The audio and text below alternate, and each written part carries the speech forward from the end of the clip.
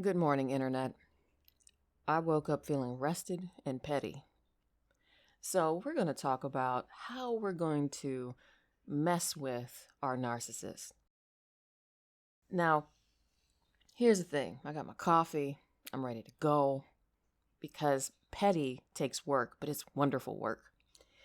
And so, throughout my life, dear Internet, I have dealt with so many NPDs slash narcissists that at the time I didn't know what they were. And so I was a people pleaser. I think you've heard this from me before. And so I had to remember the things that I did that pissed them off. And I tried to please them, right? This was back then. Now I have a full roster of what pisses off narcissistic people more than anything. And it's field tested, petty approved. Because honestly, you know, it's one of those things where narcissistic people don't like change and they never see the trolling when you troll them, right? Because it's always by accident. Because you're always kind of stumbling over yourself to please them, right? And that's what they want you to do. But, sometimes you hit those nuggets, those beautiful nuggets where you can just tell you pissed them off. And if you're not in a good space, if you don't know what they are, you're like, oh my God, I pissed them off. I gotta fix this. I gotta fix this. But if you're like me and you're over that and you can go ahead and just do it for the lulls, then you just kind of put on your petty frock and you let it ride. So I'm going to do these randomly throughout my scheduled Friday posts because I really want you all as empaths to be petty. Look, I ain't even tripping, okay? As you can tell, I had my coffee. I had a good 8 hours sleep. I had some great dinner yesterday. You empaths are too nice, and I'm going to break you out of it. I'm totally going to break you out of being so nice to these dumb people. They're dumb and they're fun to play with, right? Unless they're violent. Like if they're violent, that's completely and utterly different. But most narcissistic people are not physically violent. Now, if they're like emotionally manipulative and abusive and whatever, you can ignore that. Like seriously, you can ignore that. Like they say sticks and stones may break your bones. It's kind of true.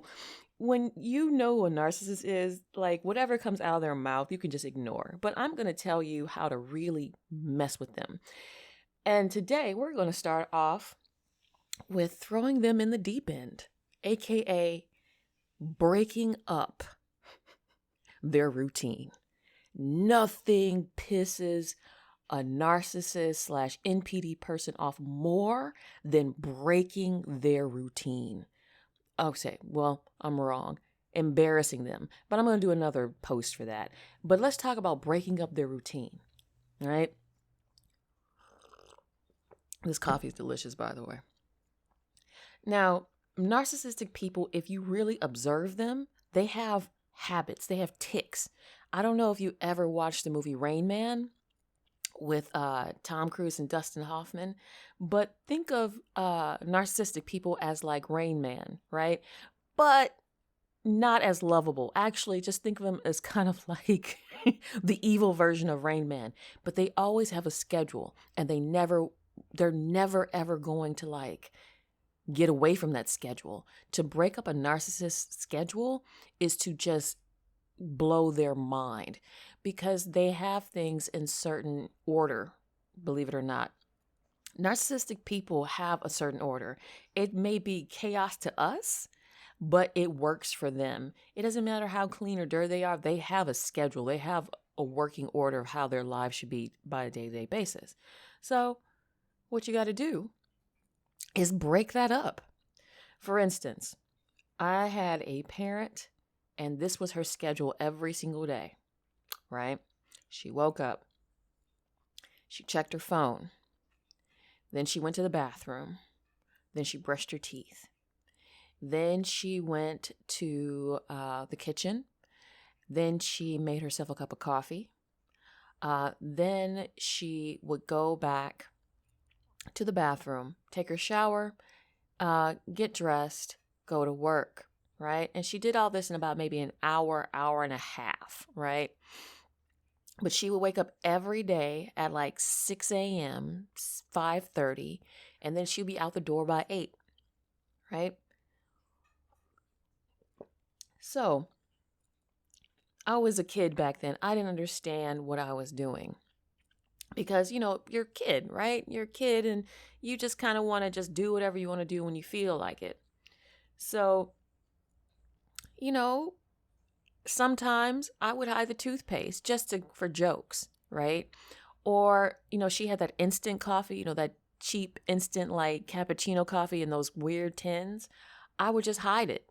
Or because I was a brat, I was a quiet brat. I was kind of like this vindictive brat. Or the coffee pot that she would use to pour her coffee or whatever, or the teapot she would boil her water, I would put pickle brine in it, or AKA pickle juice, because that's how some of us roll. You see, these may sound like, cute little pranks, but to a narcissist, you just messed up their schedule and they have to get out of cruise control and actually be aware of their surroundings. So you would think that these little itty bitty pranks would, like just cause a chuckle and, you dump out the water or, you find the toothpaste and you get on your day and you just have a laugh. No. With this narcissistic person, it ruined her day. It ruined her day. She was mad for at least a solid 24, maybe 48 if I went ahead and goofed off enough. And this is me as a kid. Maybe back then I kind of knew what I was getting into. And I decided to try it out and see how far I could go before, I got punished. But as an adult, when I really started hanging out with a lot of narcissistic people, I realized that the easiest way to get what you want out of them, or just to have a laugh, because you're petty. And, when you get to this level of no fucks to give, you don't care how petty you are. You just want to see the world burn and you want them to burn on top of it, right? So this is what I would suggest you do. Observe your narcissist like a hawk. You are literally that leopard in the Serengeti, in a tree. And you were just watching those gazelles, because gazelles always come to the watering hole, right? Yes. And then you basically gently, ever so gently, mess with them by breaking up their schedule. My former spouse had a schedule. Now, I wouldn't suggest doing this because he was a violent one, right? But I was just so pissed off that I just got so tired. I got tired of him. And I just didn't care anymore. So he was one of those dudes where he liked to just throw his clothes all over the floor, right? And he would do this all the time. And then maybe after 2 weeks, he would pick up after himself and then do his laundry. And so one day, he just had his stuff all over the house, and it just pissed me off. And I was like, you know what, you fucking narc, we gonna fix this today. We gonna fix this now. And so I waited until he washed some of his clothes, right? Because he had about 3 or 4 loads. And then what I did is I basically just took all of his clothing, clean and dirty, and even dirtied up some of the towels and whatever, and I threw them all in the dryer. And then I put them on top of the bed.